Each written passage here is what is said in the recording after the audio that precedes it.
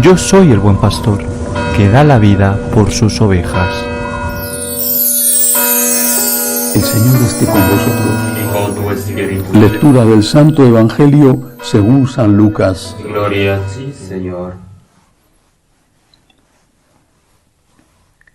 En aquel tiempo dijo Jesús a sus discípulos: comprended que si supiera el dueño de casa a qué hora viene el ladrón, velaría y no le dejaría abrir un boquete en casa.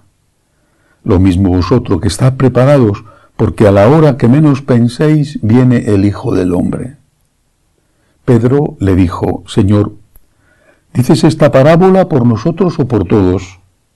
Y el Señor dijo: ¿quién es el administrador fiel y prudente, a quien el Señor pondrá al frente de su servidumbre para que reparta la ración a sus horas? Bienaventurado aquel criado a quien su Señor al llegar lo encuentre portándose así. En verdad os digo que lo pondrá al frente de todos sus bienes. Pero si aquel criado dijere para sus adentros: mi Señor tarda en llegar, y empieza a pegarles a los criados y criadas, a comer y beber y a emborracharse, vendrá el Señor de ese criado el día que no espera y a la hora que no sabe, y lo castigará con rigor, y le hará compartir la suerte de los que no son fieles. El criado que, conociendo la voluntad de su Señor, no se prepara ni obra de acuerdo con su voluntad, recibirá muchos azotes, pero el que sin conocerla ha hecho algo digno de azotes recibirá menos. Al que mucho se le dio, mucho se le reclamará. Al que mucho se le confió, más aún se le pedirá. Palabra del Señor. Gloria a ti, Señor Jesús. En este Evangelio, el Señor vuelve una vez más a recordarnos la existencia de la vida eterna. Empieza precisamente con ese mensaje. Está hablando con los discípulos. Si supiera el dueño de casa a qué hora viene el ladrón, no le dejaría abrir un boquete. Pedro pregunta: ¿lo dice por nosotros? Y él le dice: ¿quién es el administrador fiel y prudente al que el Señor pondrá al frente de su servidumbre para que reparta la ración a sus horas? Bienaventurado aquel criado a quien el Señor al llegar lo encuentra portándose así. Vendrá la muerte, vendrá. De anciano, por enfermedad, por un accidente de tráfico, o a veces, tal y como están las cosas, bajo un bombardeo. Vendrá la hermana muerte. Bienaventurado aquel que cuando llega esa hora, la hermana muerte lo encuentra en gracia de Dios. San Francisco, en su Cántico a las Criaturas, nos habla de esto, aunque esa parte del Cántico a las Criaturas normalmente se omite y solo se habla del hermano Sol y de la hermana Luna. Y él, San Francisco, hablaba también, y es el final además, hablaba también de la hermana muerte. Pero además de recordarnos esto, de la importancia de vivir en gracia, de la importancia de estar preparado para la vida eterna, en este Evangelio se dicen también otras cosas. Dice: el criado que, conociendo la voluntad de su Señor, no se prepara ni obra de acuerdo con su voluntad, recibirá muchos azotes. El que sin conocerla ha hecho algo digno de azote recibirá menos. No sé cómo será el juicio de Dios. Dios es Dios y Él es el que hará el juicio. Pero creo que nosotros los católicos tenemos una gran responsabilidad. Conocemos la verdad. Conocemos la verdad dogmática porque la ha revelado el Señor, y conocemos la verdad moral, que también forma parte de la revelación. Nosotros conocemos la verdad y podemos distinguir el bien del mal. Quizá otros, paganos bautizados, o bien personas que ya ni siquiera han recibido una mínima formación, a veces incluso ni el sacramento del bautismo, tal y como están las cosas, podrán creer que no pasa nada por tener determinados comportamientos, que eso ni siquiera se les pasa por la cabeza que eso es pecado. Hasta el concepto de pecado seguramente les resulte extraño. como mucho entienden legal o ilegal, en el sentido de que pueda ser perseguido por la policía, y el concepto de legalidad es enormemente cambiante. Cosas que hasta hace poco estaban prohibidas, hoy están permitidas o incluso se han convertido en un derecho. Por ejemplo, el aborto. Pero nosotros no. Nosotros sabemos qué es malo y qué es bueno. Alguno podrá pensar, pues esto no está bien, porque van a ser más exigentes con nosotros. Van a ser más exigentes con nosotros, es cierto, pero sí está bien.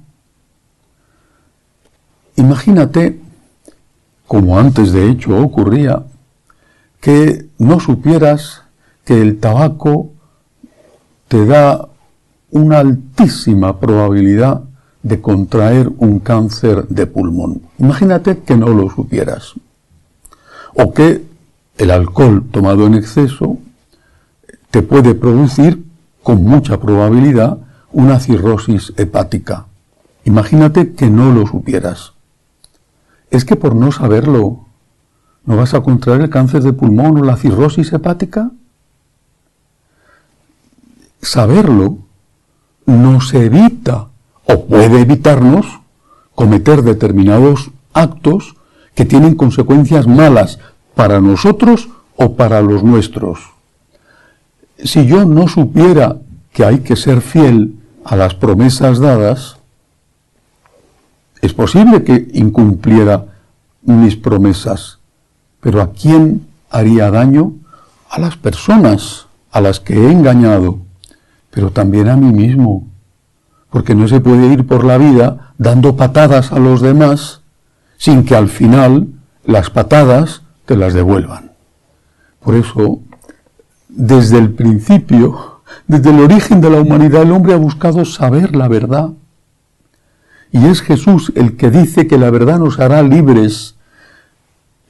Y podía haber dicho que la verdad nos hará felices, si es que el concepto de felicidad entrara en la mentalidad de aquella época, que eran mucho más sanos que nosotros, porque la felicidad la consideramos hoy en día casi como, exclusivamente como el consumo sin límites.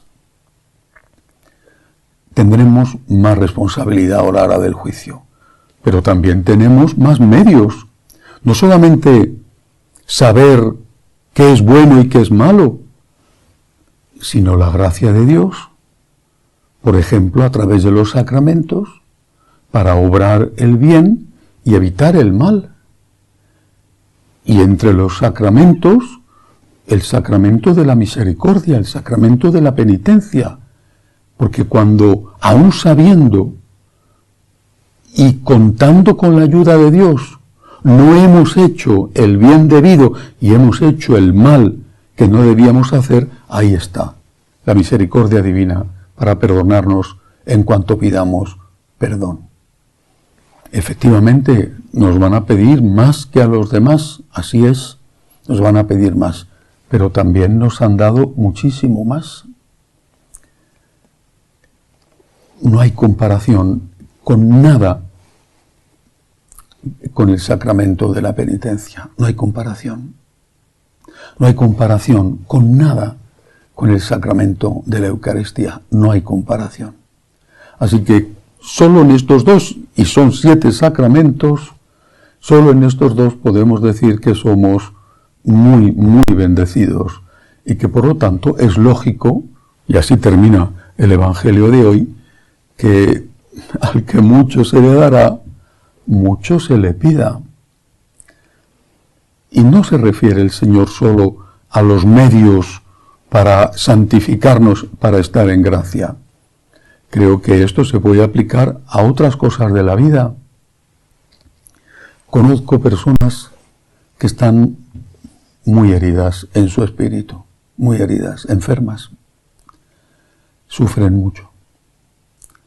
Esas personas generalmente están heridas porque han tenido una infancia que ha sido muy dura, muy violenta incluso, y les ha quedado una huella para siempre.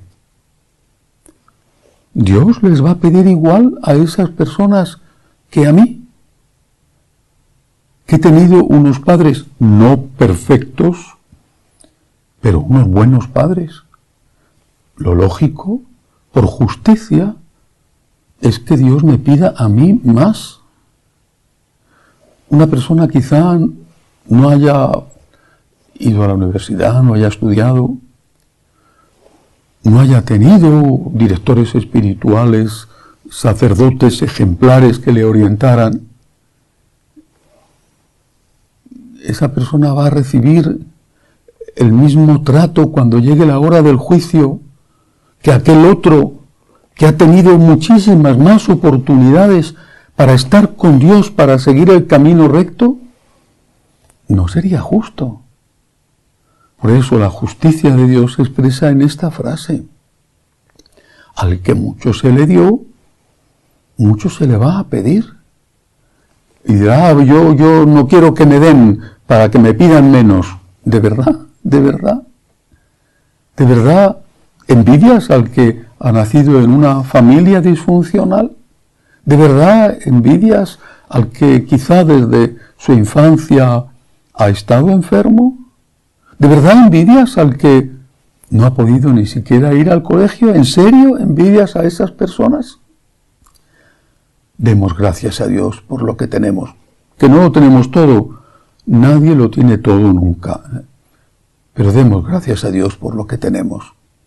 Y pongamos a disposición de Dios, a disposición del prójimo por amor a Dios, todo eso que es el Señor el que nos lo ha dado. Que así sea.